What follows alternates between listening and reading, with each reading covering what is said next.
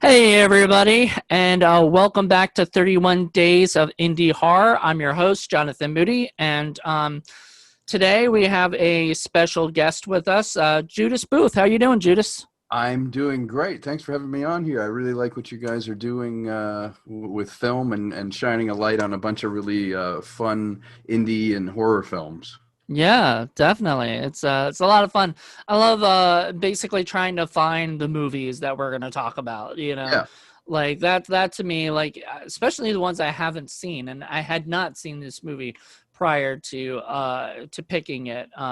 Actually, I think most. I mean, there's been like a couple that I've already seen, but Yeah. most are movies I have not seen yet. So I'm like super excited. Yeah, I have to give a shout out to Tubi TV and even Amazon Prime for putting some of the more, let's say, rare or obscure titles up on Tubi TV, or even you'll find on Amazon Prime. There's a pretty deep bench of B movies, horror movies, indie movies that you can't find on the other platforms. So it's kind of fun. That's how I found it when you said, "Do you want to see this movie?" The only place I could think to even look was Tubi or Amazon. I found it right there on Tubi.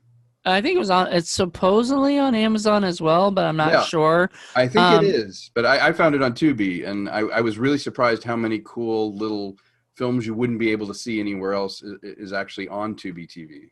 Now it's also on Wash TV. So I don't know that one. What is Wash? Does that have commercials or is that subscription? it does have commercials unless you do get the subscription. Subscription's only $5 a month. And it is basically the same distributor as this ITN distribution. So it's all their films, Yeah, and I know ITN. I know of them. I've dealt with them in my own stuff. And the yeah. thing I like about Tubi, frankly, is it's like old cable. You don't have to subscribe for a fee. They play commercials, but I don't mind the commercials if I get to see obscure films, basically for free. Well, the commercials aren't that bad. Like Yeah, they maybe there's only maybe like four times that the commercials come on, yeah, and and they that's only paying for last like party. 2.5 minutes. Yeah, for an indie filmmaker, it's great. They get paid a little bit because of the commercial. I don't have to pay subscription, so AVOD works for me. Yeah. So perfect. The movie that we're going to talk about today is West of Hell.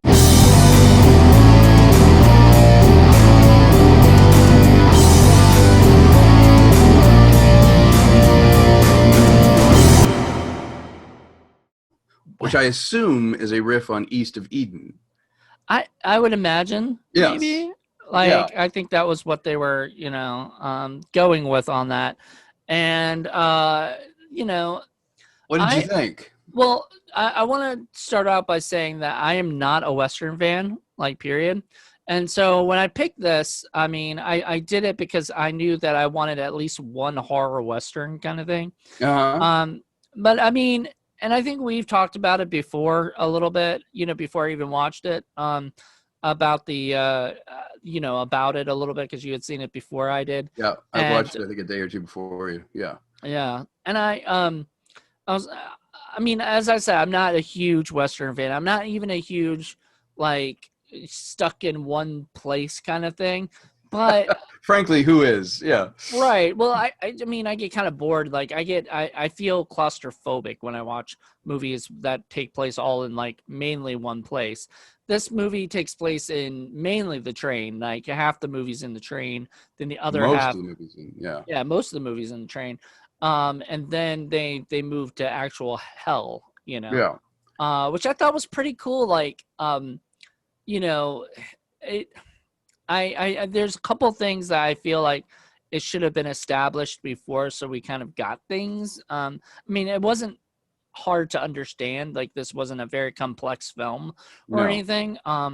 But you know, I kind of wish because they had the setup of hell, right?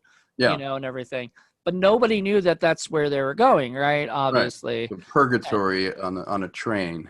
right. Yeah. Which I mean, I guess if you're gonna have I like, but I kind of wish that like they had done it where you normally do it, purgatory, where everybody kind of wakes up and they have no idea how they got there or what's going Yeah. on. And really, it seemed like they were already on a like he was on the mission to scalp the girl, Right. Tony Todd's character, Todd's character, Jericho, I think. Jericho.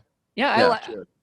I liked him a lot in it. Actually, I was very surprised, like that, because I mean, as far as I knew, this was a very low budget, Yeah. horror flick. But Tony Todd always does a Tony great job. Todd's a consummate professional. I mean, I had a weird experience with the film. By random, I had like a movie night Friday night, and I watched 12 Angry Men, Right. which is a masterpiece with Henry Fonda. And Hmm. it's set in one room, and Sidney Lumet finds ways to make it not only just gripping, but you don't notice that you're in that room. In fact, being in one room is part of the story. It feels, through the choices of lenses that he uses, he feels more claustrophobic and everything. So then I watched this film, and it shows me two polar opposites of using a space. And what I mean by that is this film, West of Evil, its roots go back to like the Twilight Zone, where you would have a simple Twilight Zone episode set in one space. In this case, it's a windowless, for some reason, probably production reason, kind of windowless train car. And everything needs to happen inside of this one contained space.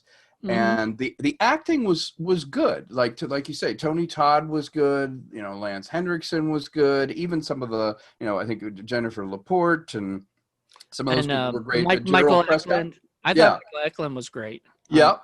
And the acting was good, but what they had to work with was, unfortunately, it was a pacing problem. Like, it felt like work getting through some of it. It felt like, to me, it felt like a 30-minute idea stretched out to 90 minutes, because it could only be so compelling in this one room, and only so much can happen within that. And I hate when I can feel the budget constraining the story to the point that it takes me out of it. Like, I could tell they lavished all their money. They probably had a train for like 2 hours.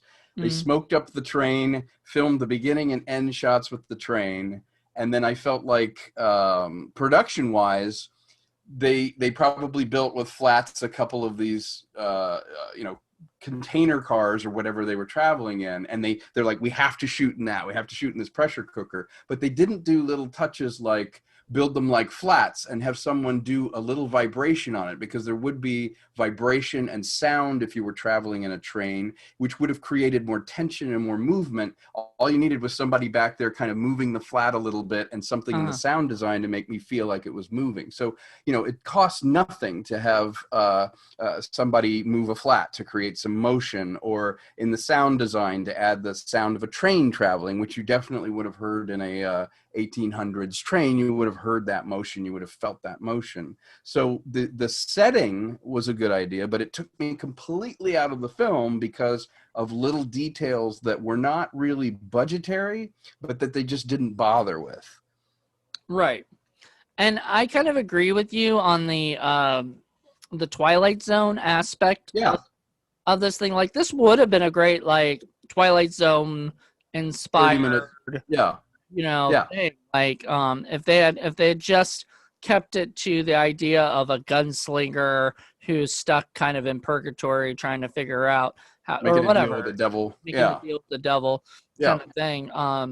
Or even an hour. I mean, because, or whatever, Yeah. like It an could be an hour hour. long Twilight Zone, because, but you're right. After a while, you start looking at the thing saying, I don't buy it, Right. after a I'm while. getting ahead of the story. Yeah. I'm Like, figuring out stuff and thinking ahead of the story, and that's never good. And yeah. it's nothing to say about the actors. And I have to say, I applaud any filmmaker who can get a movie done at all. I know Right. how hard it is.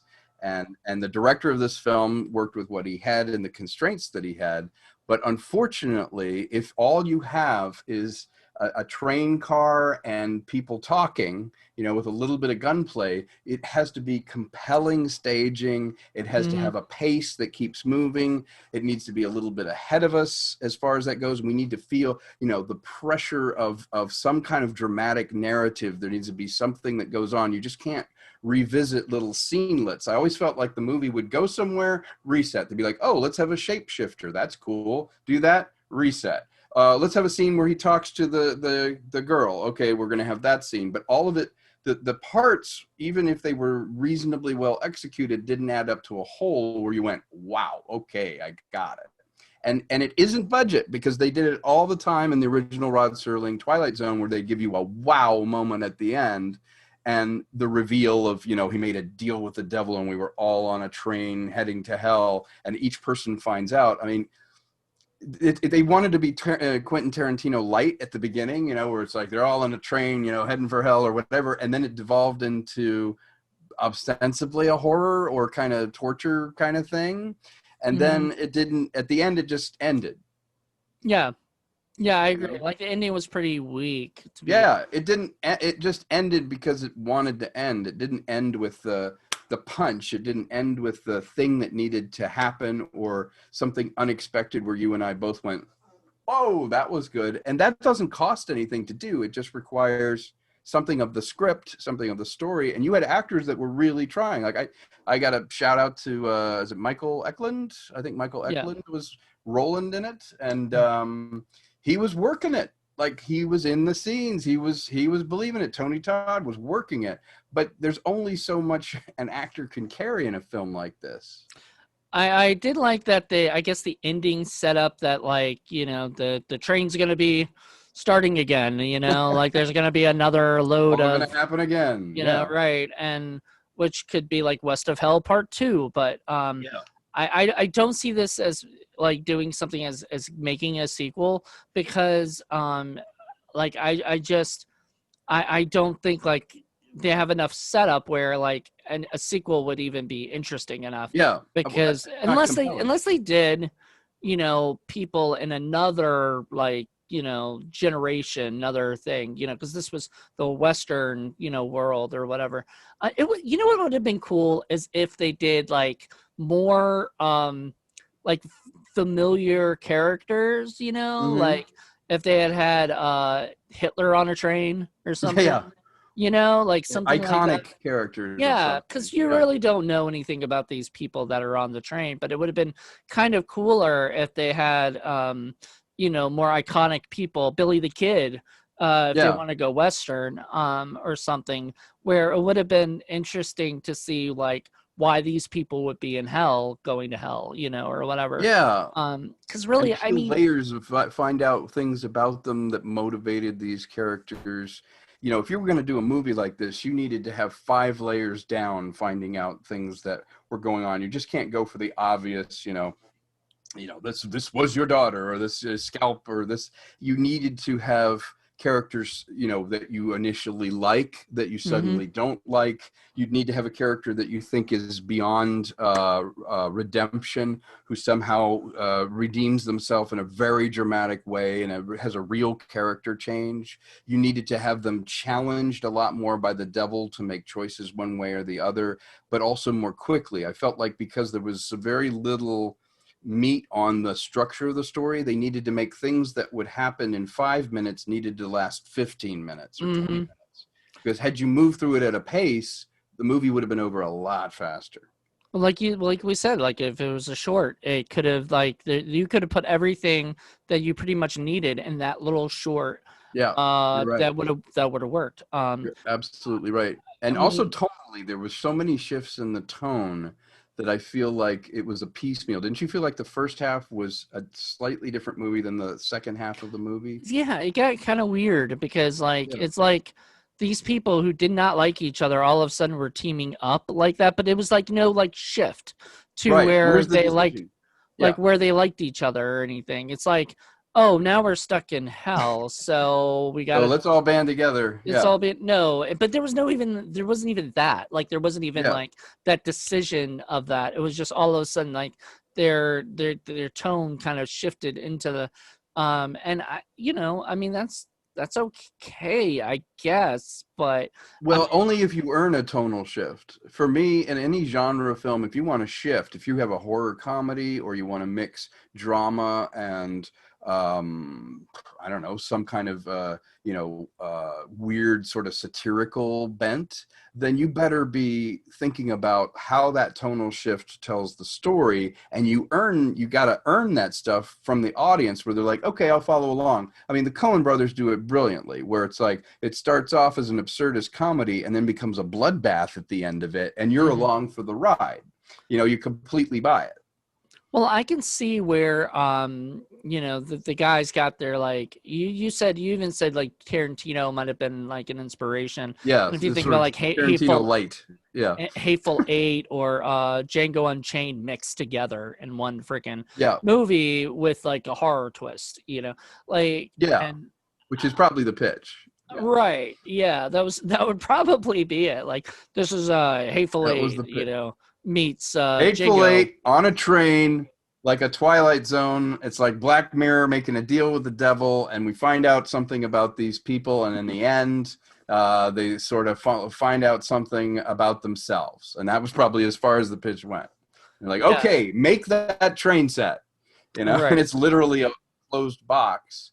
And talking about tonal shift, wasn't it weird? There was the scene where he shoots Tony Todd, and Tony Todd shoots the Roland character, Michael Eklund, and this music is playing under it, where she gets the shotgun and shoots him again, and the music is completely not music you're shooting people to. Right. Remember that music? Yeah, it was strange.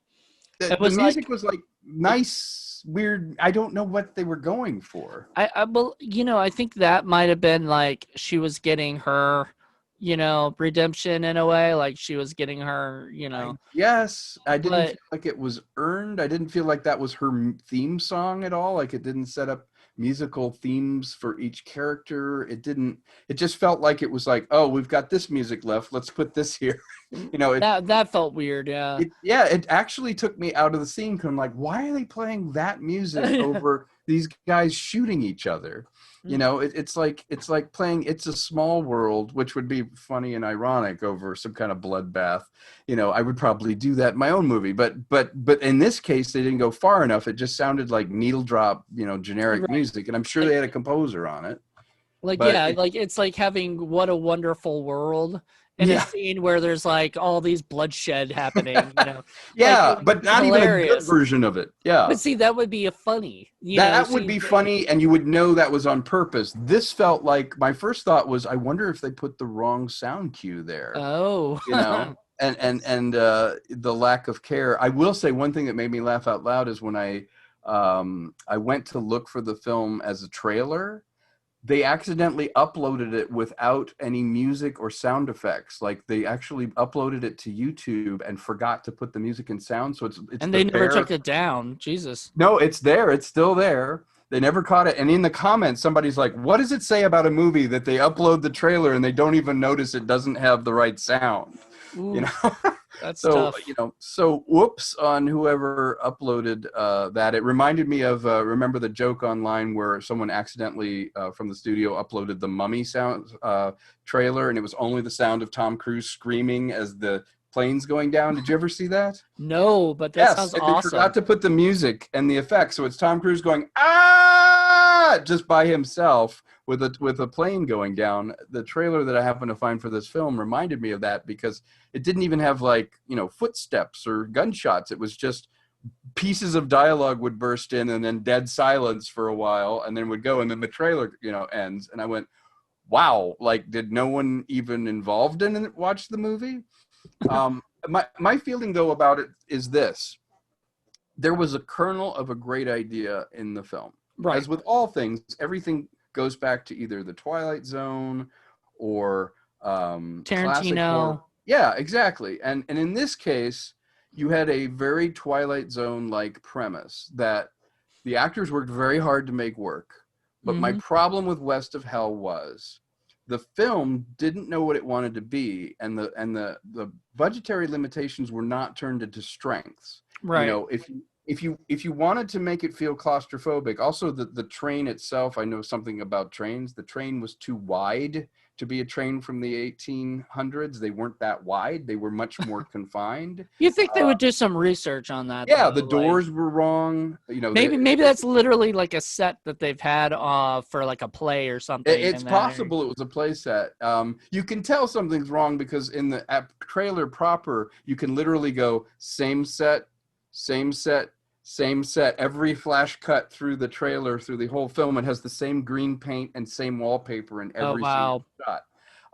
And that makes it feel small. But if I were faced with something like that, I think the challenge would be, how do I use lenses to make it claustrophobic? How do I make the room part of the story? You know, they had some decent lighting in it. You know, the people that made this probably did the absolute best job they could. But if the blueprint itself is flawed, and the execution can be flawless, which it wasn't, but it could be very good. But you can throw as much as you want at this, but the fundamental has to be there. And the fundamental was, we didn't have enough of an idea. Just saying people are on a train, find out they're in purgatory, they're going to do a deal with the devil, they're all going to be in one room, and then the movie's going to end. Did you get anything more from it than that? Nope.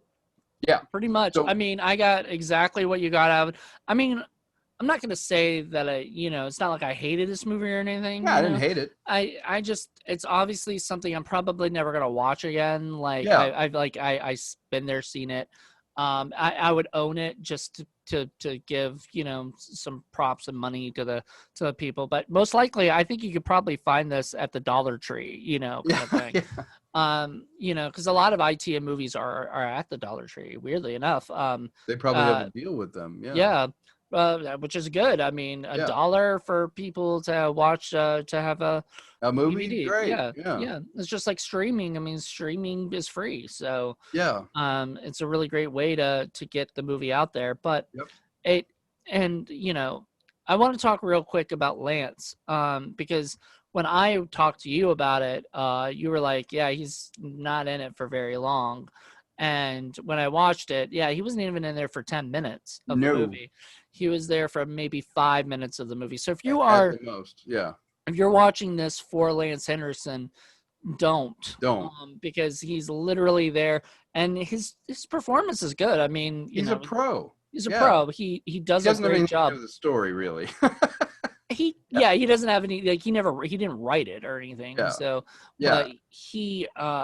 so I mean, that's the thing. Like, you look at Tony Todd, you look at Lance Henriksen, or even Richard Rule, who I think that's Richard Rule was in it.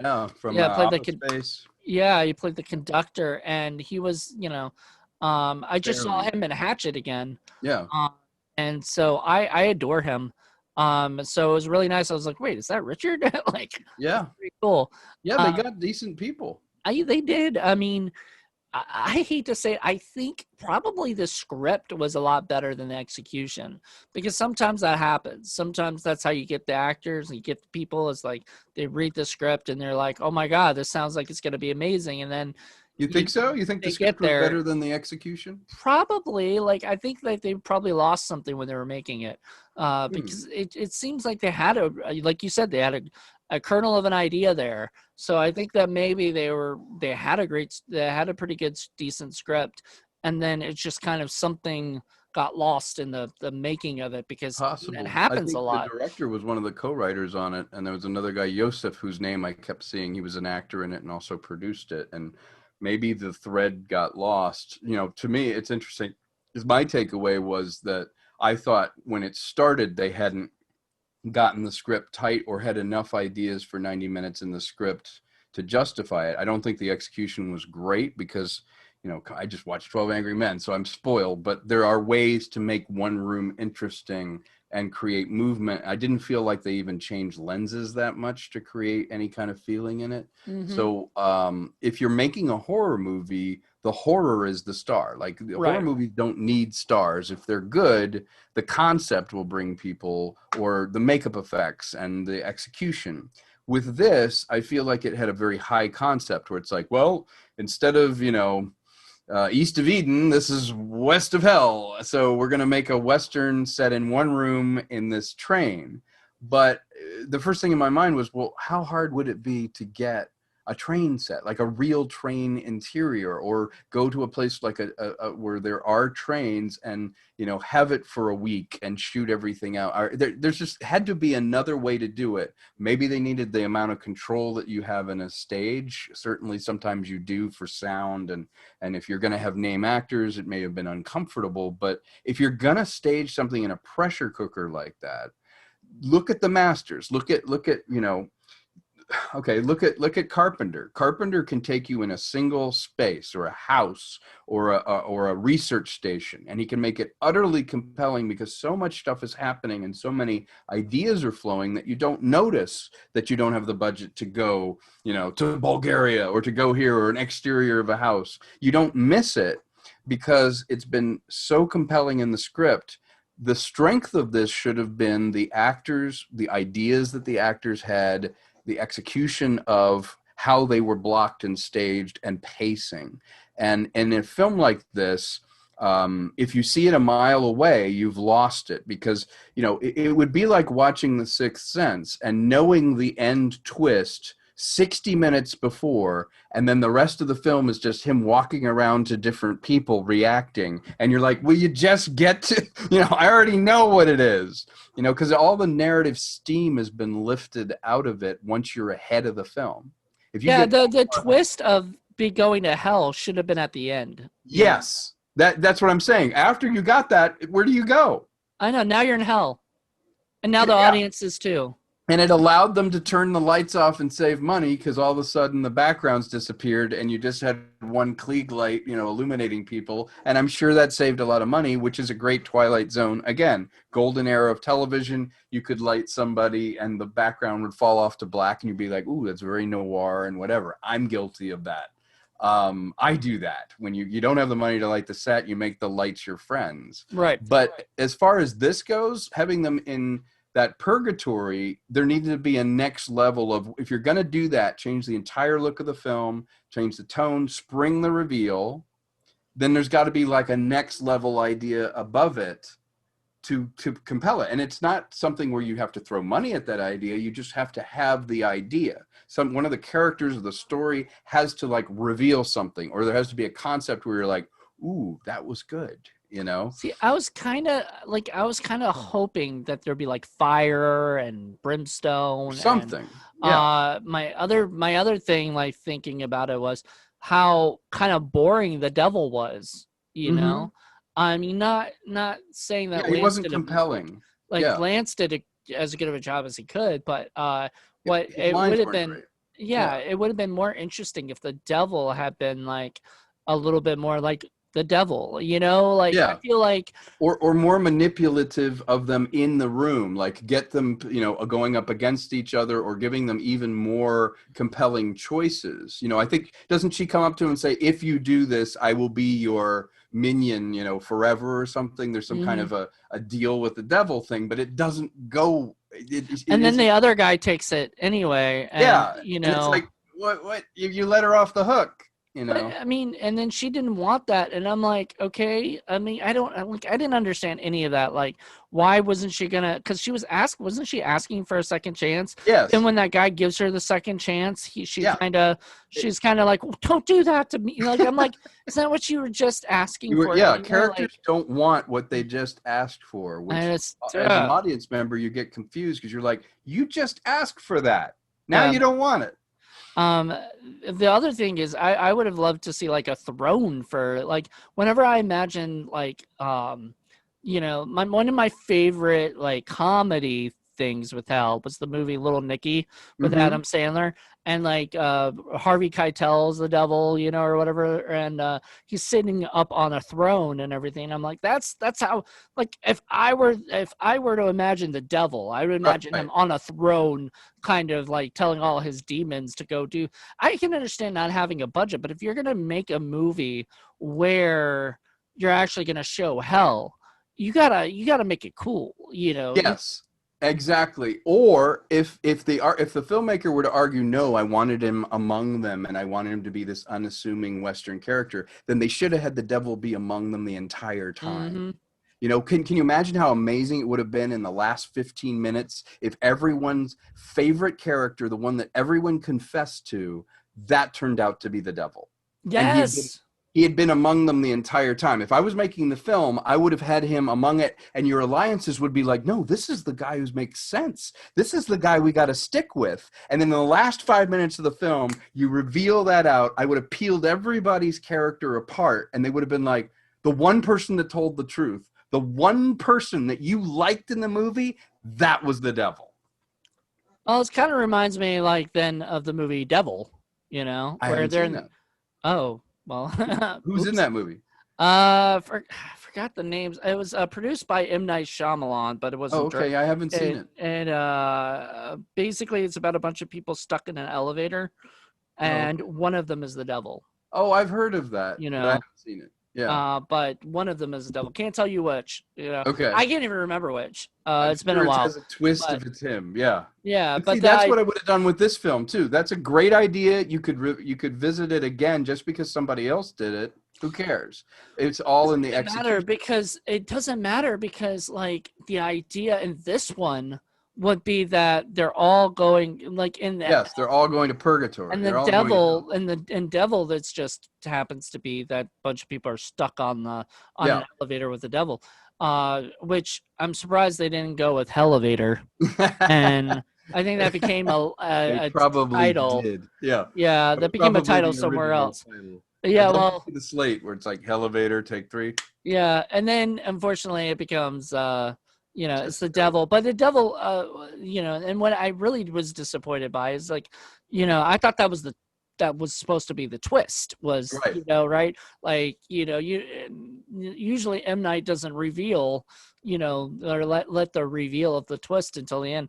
I don't know, there was a couple little I was in a web series called Elevator where I turned out to be the father and the devil of the main character in an elevator. It was a series called Elevator. I don't know if you ever remember that series, but Ben mm, Pace was in it. If you no, look but it up sounds Ben Pace, awesome.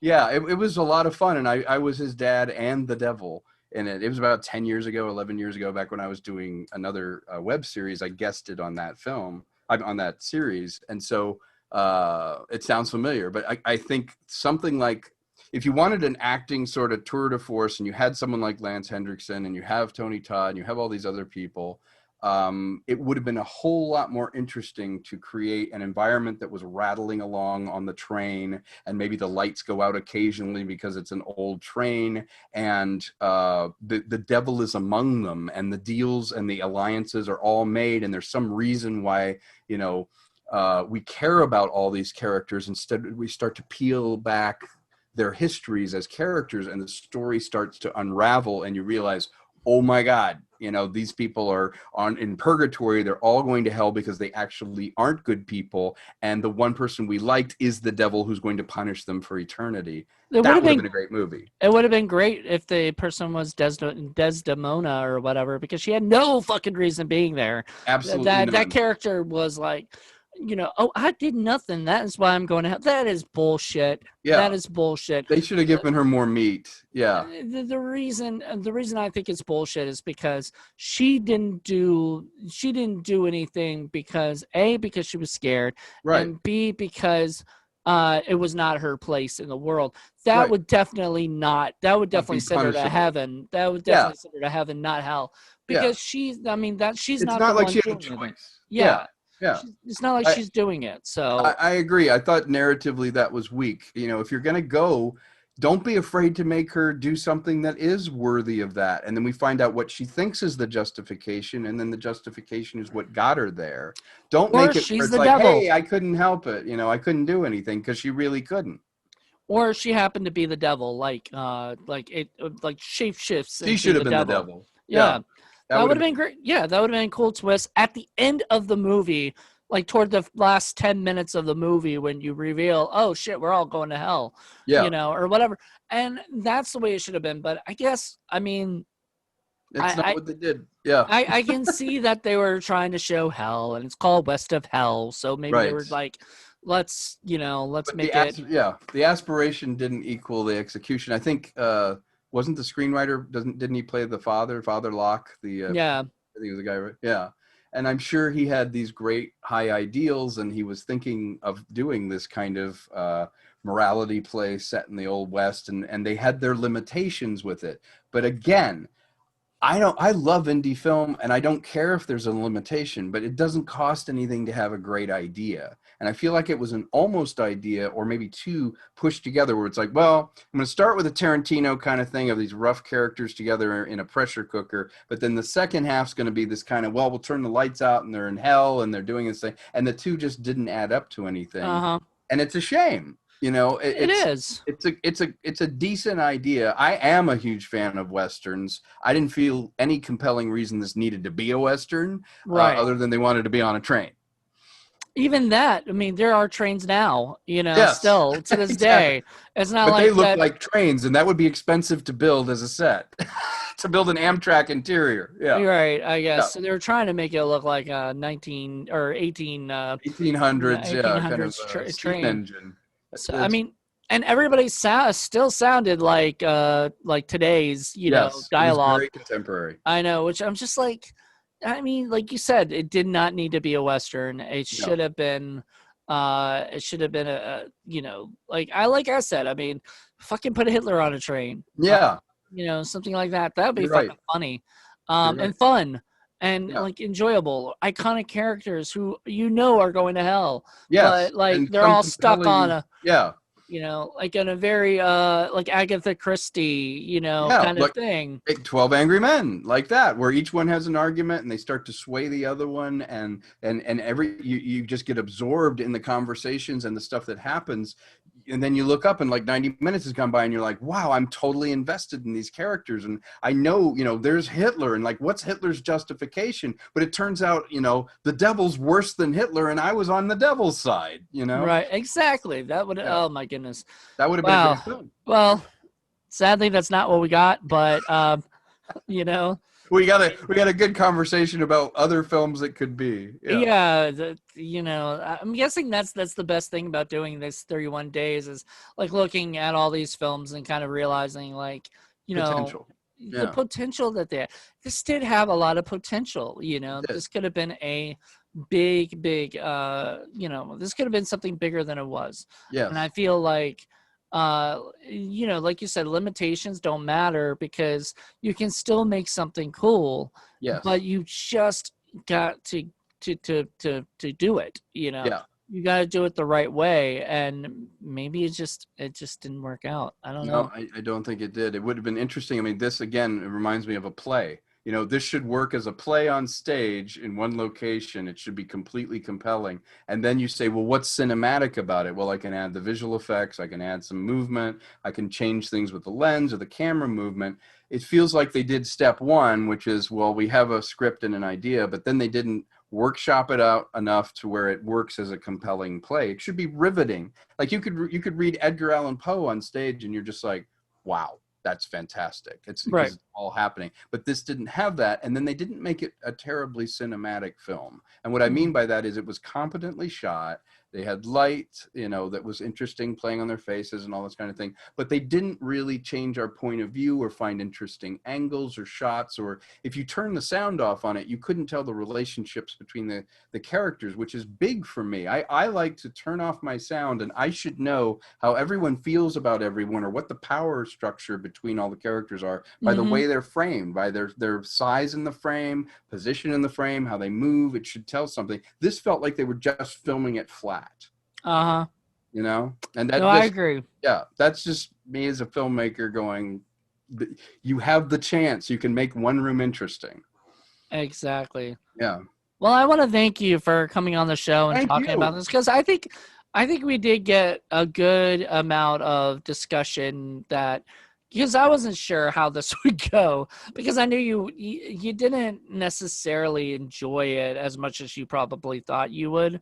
So yeah, I was like, you know, I thought you wanted to. Everybody, I mean, nobody goes into a movie thinking, I want to hate this movie.